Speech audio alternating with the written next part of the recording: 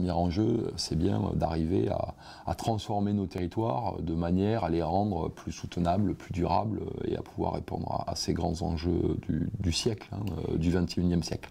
Après, la data, dans ce cadre-là, a un rôle à jouer et un rôle central à jouer.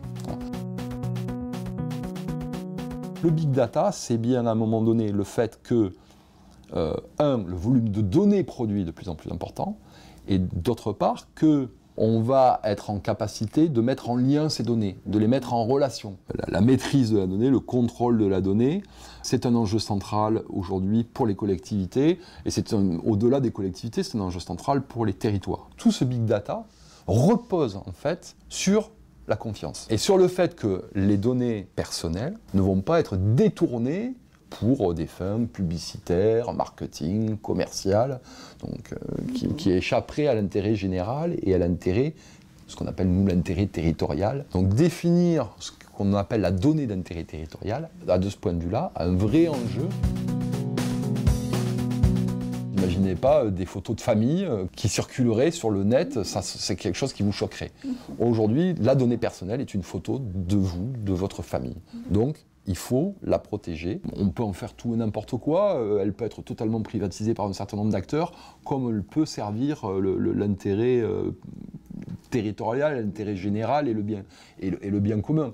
En sachant que les services publics, eux-mêmes, produisent énormément de données personnelles.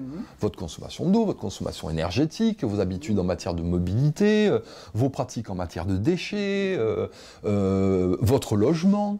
Donc on a un vrai enjeu sur la donnée personnelle, la sécurisation, la question du consentement, comment on la rend, comment on la restitue aux personnes.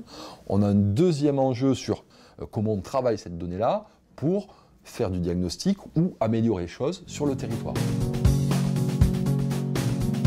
La Smart City, elle repose sur un travail en commun de production de la ville de demain par l'ensemble des acteurs. C'est la question de comment est-ce qu'on mobilise l'ensemble des intelligences du territoire. On a un territoire qui est très riche, avec des gens qui ont et les compétences et souvent l'envie, du fait du cadre naturel dans lequel nous nous situons, pour justement travailler sur ces questions-là.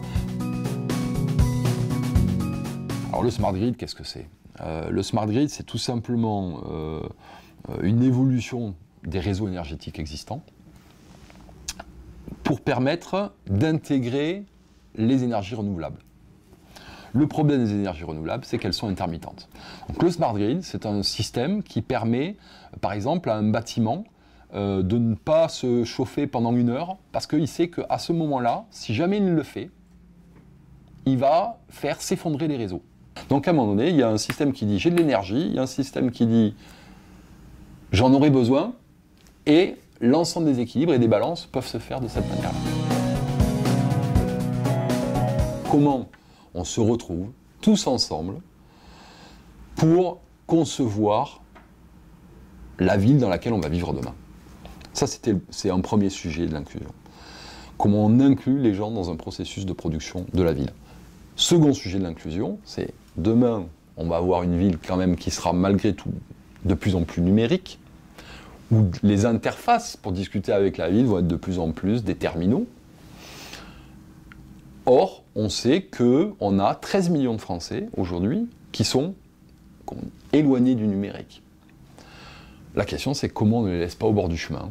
Donc, comment on les forme, comment on les accompagne pour que demain, ils soient partie prenante de cette ville, de cette Smart City, voilà, qui sera un tout petit peu plus digitale qu'aujourd'hui.